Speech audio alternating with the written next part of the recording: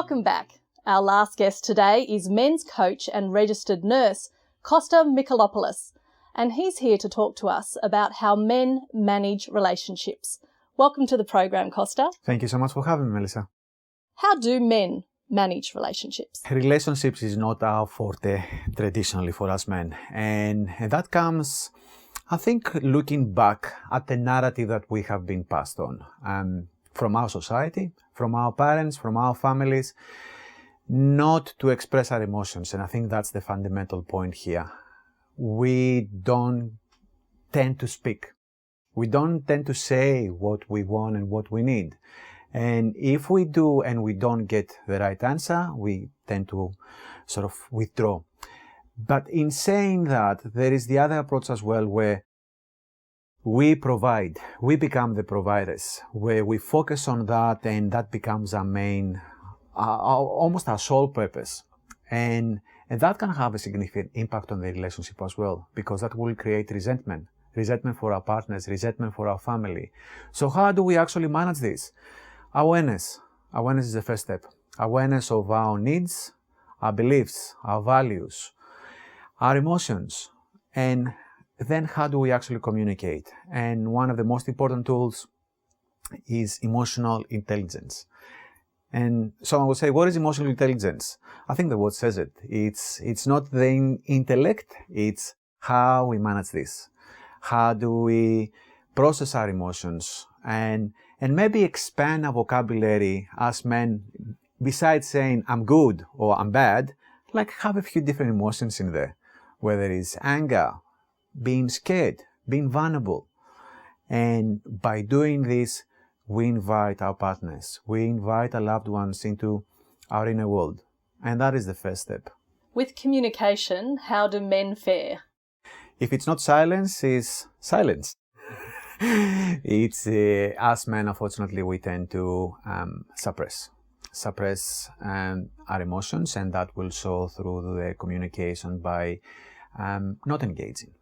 Yes, in the relationship, how does that look? It can create a lot of conflict.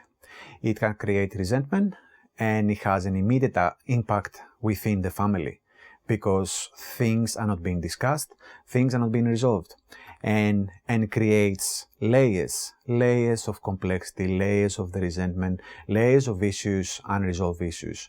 And eventually, unfortunately, we see in Australia these days, 1 in 2 marriages almost leads to a divorce.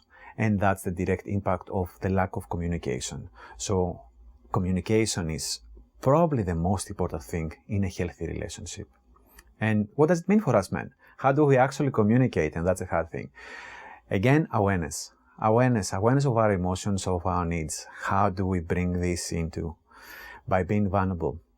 And this is a new word that we hear in these days all the time. What does it mean for a man to be vulnerable? To be in touch with their emotions. That's where the emotional intelligence comes in. Understanding what is happening here and being able to verbalize that. And with our partners, with our family, be able to say what's happening. And by not shutting down is not helping anyone. And a lot of men will use the excuse, almost the excuse of being the provider. I'm busy, I'm working, I'm providing for you, which is absolutely beautiful and fair, and we need to celebrate. But if you use this as an excuse, where is this leading? What's happening within the relationship? Because obviously we need the necessities, we need the house, we need the food. But after that, what happens? Where do we draw the line? And as men, we need to be able to communicate that clearly with our partners. And we need to be able to listen as well. What is happening? What do we need to do? And another little thing there I want to mention is the active listening. Not the listening where you're holding the phone, or not the listening where you're watching the footy on TV. That's not listening. Listen without interruptions. Listen without our minds traveling. Just be fully present. And that will have an immediate impact because our partners will feel that they've been heard, they've been respected, and they will feel safe. And that will nurture the communication, the effective communication, which is based on love and kindness. Do you have any tips for men in relationships? Communication, obviously, it's not going to be the only solution. We need to do other things as well. And time, quality time is very, very important. What does that mean? How does that look? Even the 5 minutes before we leave to go to work, or the 5 minutes when we come back and we have a conversation where we ask, how actually was your day?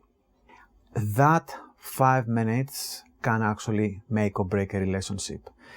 And obviously, you know, we need to expand this a bit more, whether it's going to be the romantic date, the occasional, or even the frequent romantic date, the weekend away, the holidays, the quality time where we need to prioritize our time and our relationship instead of all the external stuff that's happening.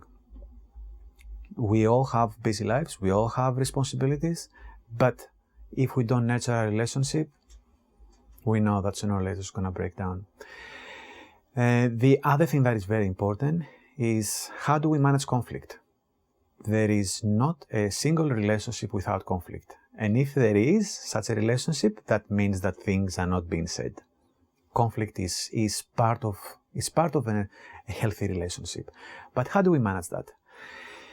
Obviously, if conflict is not dealt with care and with kindness and with love, can create resentment, can create hate, can create isolation, loneliness, because things are not being resolved. So how do we actually communicate when we feel intrigued, when we feel challenged in a conversation? What I find that works perfect with me is just taking a breath. Just taking a simple breath, and just before I respond, before I react, I just think, what am I going to say? That split second or 3 seconds, when you take that little break, can actually have such a significant impact, because you take control of your emotions. And then by also thinking what the other person is experiencing, we can't fix things by ourselves, and that's when it's a good opportunity to ask for help, whether it's a relationships counselor, whether speaking with someone outside of the immediate environment, and get a different perspective, get the clarity. It is very, very important. That was really informative. Thanks, Kosta. Thank you so much for having me. If you'd like to know more about how men manage relationships and Kosta, go to his webpage on our website, healthwellbeingandlifestyle.com.au. And that's all we have time for today. Goodbye.